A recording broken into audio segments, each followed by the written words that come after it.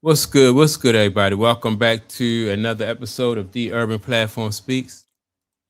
Make sure to like and subscribe as you tune in and check out the content. And in this video, I want to talk about how LeBron James ruined the NBA, right? And not only that, but I also want to talk about the fact that I think that the NBA and the powers that be are going to they're going to return a favor, so to speak, right? And so what I want to do is first I want to play this video, the audio of Scat um speaking about how LeBron James ruined the NBA, and then so I'm going to add my input because this audio explains how LeBron James really he went off the he just went off the rails.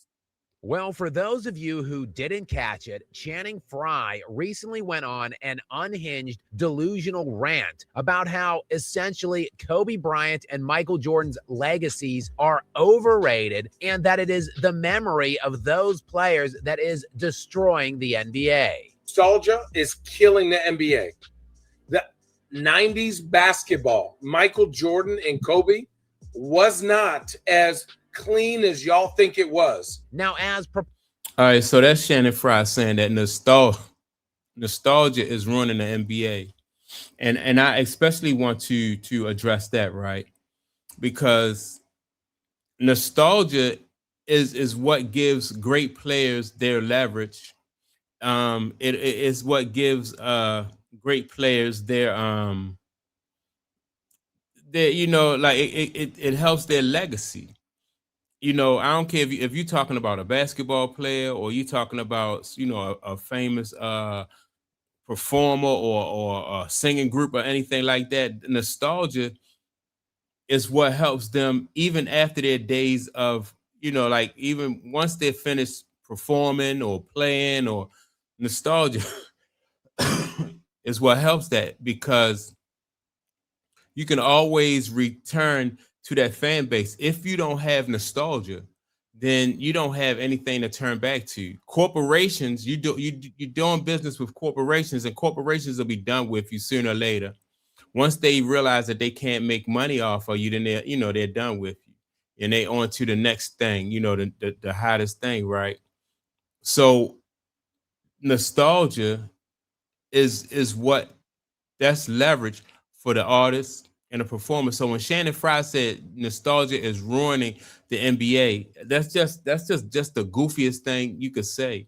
It's basically it's like throwing away your superpower. If you're a performer, you're throwing away your leverage and you're throwing away your legacy. It's just stupid. So for Shannon Fry to say that, I couldn't understand why he would say something like that. Preposterous as that premise was, LeBron James went on record to resoundingly co-sign this idiocy in perhaps one of the most tone-deaf and pathetic moments of his entire career, which is really saying something. But Channing, he said it. He said it perfectly. Couldn't say it no better. And for a guy who has been running around, and see, that's the downfall of LeBron James. If he really feels like that nostalgia, that's like really turning your back on the fans.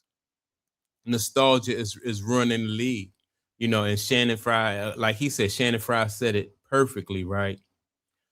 Yeah, and so that's what's going to be a big part of LeBron James' downfall, calling himself the GOAT for about a full decade now. That one right there made me the greatest player of all time. Who declared he would win 8 championships with the Heat. Not 5, not 6, not 7.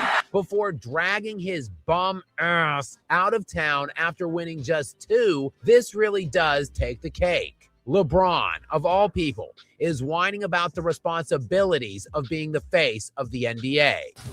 I've always taken that seriously and understood from the beginning what being a professional was all about and being a role model was all about. So LeBron. All right, so LeBron right there said he understood from the beginning. I don't believe that LeBron James at the age of 16, 15 years old understood what he was getting himself into. I think now that the closer that he gets to retirement, I think he's starting to understand, or maybe he understands now. But at 16, no way in the world you could have the type of, the wisdom to deal with what he had to deal with at that age. If LeBron James did have that type of leverage, or I mean that type of wisdom to be able to deal with what was being offered to him at 16, then a lot of the mistakes that LeBron James made throughout his career, he would not have made. He would have did it differently, I'm sure, because the mistakes and the decisions that he made right now, I mean, he's getting ready to pay for those mistakes and those decisions, especially when he retires. Says he didn't even want to be the face of the NBA. And said he don't want it. Obviously I didn't ask for it. But And sure, a guy who tattooed Chosen One on his back while he was still in high school, who has been crowning himself and calling himself king for the better part of the last 2 decades, and annoyingly going out of his way to repeatedly call himself the GOAT. Yeah, see, he wants everything that comes along with being a GOAT, but he don't want to, like, all the good that comes with it, but anything negative that comes along with it, anything that's hard that comes along with it, that's what he don't want to deal with. And so, the good parts of it, he's just trying to separate the good parts of being a GOAT from the bad part, but you can't do that. Yeah, he never wanted it. obviously I didn't ask for it. But Perhaps most hilariously, though, LeBron seems to take some kind of exception with the way the media is treating these players today. So much so, methinks the gentleman doth protest too much. LeBron is concerned with media coverage. I don't know, why do you want to be the face of a league when all the people that that cover our game and talk about our game on a day-to-day basis on everybody? You have that responsibility. It's just weird. It's weird energy. A guy. All right. So again, that's a perfect example of somebody who just, and like, you're a grown man in your 40s, why, you're 40 years old. Why would you complain about the media? And it's part of the package. It comes along with the deal. Everybody who play professional basketball or any professional sport where you are in the spotlight, you're going to have to deal with those type of situations. You're going to have to deal with the media. It just comes along with it. Everybody, you just can't separate that. You benefit from it. So there are pros and cons to the media. You benefit from the media. Sometimes the media get on your nerves. Was given everything at every stage of his career, who has been coddled and protected, unlike any athlete of this century, whose every misstep and failure is covered up, glossed over, or totally ignored. Yes, make no mistake, the media did play a very large role in getting us to where we are today. Yeah, I think, and see, all right, so Scat said the media covered up and everything, right?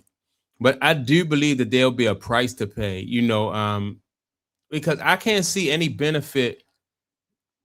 Yeah, I think, like, like in the music business, they talk about recouping your losses, right? And I think that applies to every business. So why shouldn't it apply to basketball? They gave LeBron James all these advances from a very young age, far as financially. They made him the face of the NBA. But LeBron James, in a lot of people's opinion, did not live up to his end of the bargain. So now you're at a point in this situation with LeBron James, like, how do you recoup your losses? And I think part of the way that I think that the losses will be recouped is I think that LeBron James, is humiliation. Allowing LeBron James or making LeBron James a character who is very polarizing, because there's a lot of money to be made off of somebody that's polarizing. And, like, if you give, like I said, LeBron James, I think they say he's worth $1.5 billion. And so, the league and the sponsors, they want to be able to recoup their losses. They want some type of way where so they can get that money back.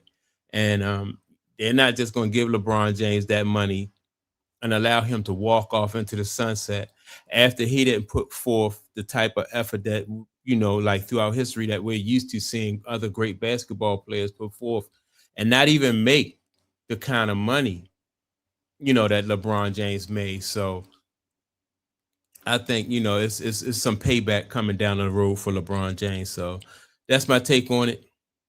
Make sure to like and subscribe.